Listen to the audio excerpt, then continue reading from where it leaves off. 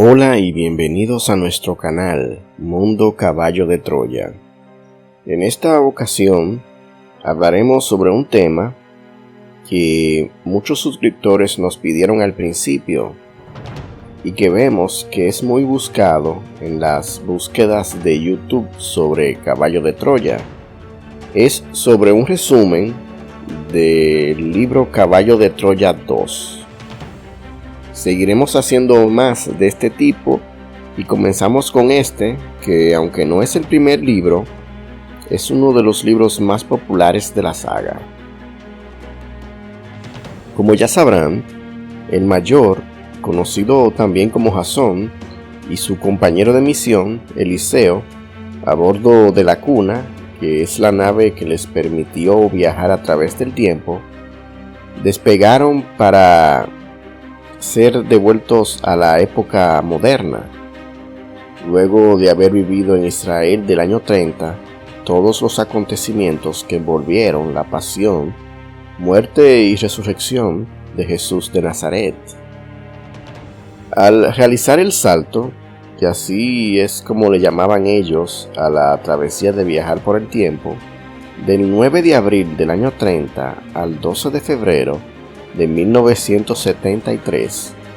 hubo fenómenos muy peculiares.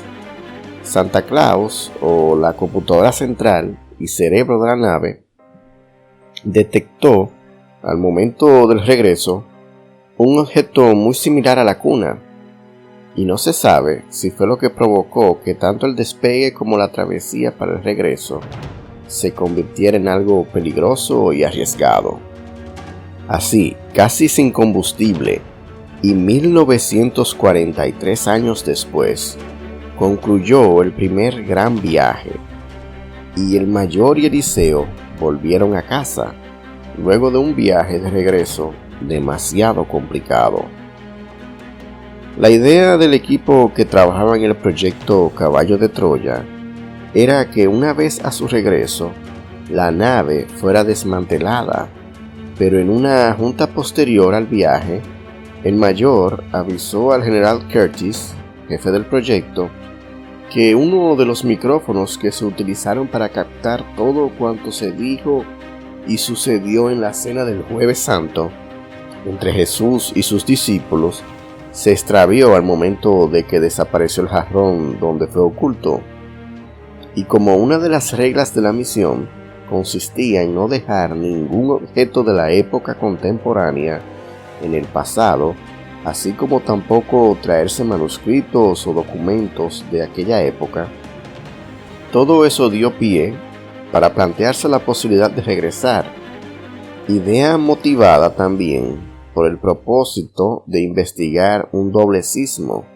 u onda expansiva provocada por una explosión nuclear. Algo prácticamente imposible de suceder en esa época, y que se dio justo en el momento en que Jesús murió en la cruz. Aunque al principio el proyecto de regresar al año 30 se contempla solo como una posibilidad improbable, el mayor y Eliseo comienzan a planear todo para el segundo gran viaje. Pero las cosas comienzan a complicarse, debido a que, como Caballo de Troya es un proyecto ultra secreto, en el que todo el equipo que permitió el viaje a través del tiempo fue instalado en Jerusalén y camuflajeado como una estación receptora de imágenes vía satélite, y que al agravarse varios conflictos internacionales, se ve no solo amenazado el proyecto, sino obliga al equipo a desmantelar la nave para luego de todo un embrollo político, disfrazado de ataque del ejército contra terroristas, reubicarla tras fuertes medidas de seguridad en un nuevo punto que termina siendo Masada, una montaña ubicada al sur de Jerusalén, a orillas del Mar Muerto, y lugar histórico en el que el año 66 de nuestra era, el pueblo judío se enfrentó de nuevo a los romanos en una guerra que duró 4 años, y en la que los pocos israelíes que quedaron fuera se atrincheraron en lo alto de esa meseta. Aunque los romanos lo persiguieron hasta ahí para aniquilarlos, los israelíes prefirieron quitarse la vida ellos mismos antes que perder su libertad. Supongo que por esa razón el libro se titula Masada, y es así como en medio de turbulencias políticas y de una extraña reacción física en la que tanto el mayor como Eliseo comienzan a presentar manchas en forma de pecas y escamas entre las piernas como resultado de un aceleramiento excesivo en las células de su organismo, como consecuencia provocada por el viaje en el tiempo. Y no obstante que el general Curtis les advierte un posible daño físico mucho peor e irreversible, los dos viajeros deciden arriesgarse para volver a la época de Jesús y así, 1. Recuperar el micrófono perdido durante la última cena. 2. Averiguar datos que den una explicación lógica al extraño sismo que los estudios posteriores al regreso revelan se trató efectivamente de una onda expansiva provocada por quién sabe qué cosa. 3. Comprobar si pudo ser posible el fenómeno de la ubicuidad, esto es, saber si el extraño objeto que la nave detectó al momento del despegue puede ser una especie de punto en el tiempo en el que pueden encontrarse con ellos mismos en el momento justo en que la nave partió de regreso. 4. Investigar cómo fueron realmente las apariciones posteriores a la muerte de Jesús y analizar su cuerpo glorioso con la vara de Moisés, un instrumento camuflajeado precisamente como una vara que le sirvió al mayor desde el primer viaje como cámara, como escáner de rayos X, etc. El libro aborda como siempre cuestiones muy interesantes. Por ejemplo, todo lo que en realidad sucedió durante la última cena, en la que tristemente los 12 discípulos, previo a efectuarse esa convivencia, se estaban peleando entre ellos por el diván al lado de Jesús. Otro aspecto es que la mayoría de ellos no creyeron que Jesús había resucitado. También que querían huir y ocultarse por temor a las represalias que el Sanedrín pudiera tomar contra ellos como seguidores del maestro de Galilea.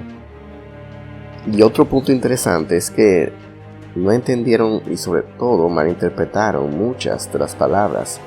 que el rabí pronunció esa noche y que consideraban el lavatorio de pies como una tarea propia de un sirviente, y que Jesús optó por utilizarla como ejemplo de lo que debe ser la actitud de servicio. Aunque para este segundo gran salto en el tiempo, todo estaba planeado con gran minuciosidad, Eliseo y el mayor enfrentan un montón de contingencias. Por ejemplo, en cuanto atraviesan la barrera del tiempo, cuando el mayor, Jasón, se dirige hacia la casa de José de Arimatea, con el propósito de intentar presenciar la primera aparición de Jesús posterior a su muerte, es atacado por unos perros. También de que Eliseo sufre continuos y misteriosos desmayos, mientras que el mayor es atrapado por unos centuriones romanos y llevado ante Civilis, el guardia en jefe del ejército de Poncio Pilato, lo que le impide llegar a tiempo y perder la oportunidad de presenciar la primera aparición. Así como también cuando, casi por casualidad, le toca presenciar por fin una de las apariciones de Jesús, se golpea la cabeza y queda inconsciente. Lo más impactante del libro es conocer todo lo que arroja el estudio al que se somete el sudario mortuorio que envolvió al cuerpo de Jesús, conocer a su familia, que muchos de ellos no compartían sus mismos ideales, cómo fueron también en realidad personajes como Poncio Pilato, María, la madre de Jesús, los apóstoles, quienes no eran tan santos ni celestiales como unos los imaginan, pero sobre todo resulta interesante leer todo lo que la Virgen María le revela al mayor en una plática sobre su familia, abordando desde su vida matrimonial con José, el carpintero, lo cual devela una cuestión muy polémica relacionada con la famosa concepción virginal del Mesías. También se nos habla de los demás hermanos de Jesús, así como de varios sucesos que se dieron durante los primeros años de vida de su hijo y que develan varias cuestiones que son muy distintas a los textos bíblicos que todos conocemos. A través de todo lo que describe el mayor,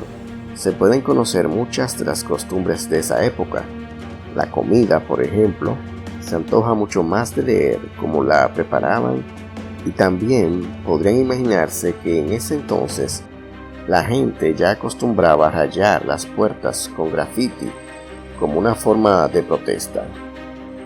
ya que mucho más allá de leer una narración de cómo eran los lugares con cada línea que vas leyendo, te imaginas cómo era la gente y el ambiente que caracterizaba al Jerusalén del año 30. Aunque se supone que con este viaje se aclararían muchas dudas acerca de la vida de Jesús, a medida que el mayor y Eliseo averiguan y atestiguan cosas, todo se complica más y surgen nuevas interrogantes, sumado al hecho de que efectivamente y como resultado de la transgresión del tiempo, ambos viajeros descubren que están condenados a sufrir una degeneración de las neuronas que les provocará envejecimiento prematuro e irreversible. Hasta aquí este resumen de lo que se narra y se cuenta en el Caballo de Troya 2. Esperamos que te haya servido de mucho y que si no has tenido la oportunidad de leerlo, lo leas de nuevo si ya lo has leído. Con esto hemos terminado el video. Si te ha gustado, no olvides darnos un me gusta, suscribirte al canal, dejarnos un comentario y compartirlo con tus allegados. Muchas gracias.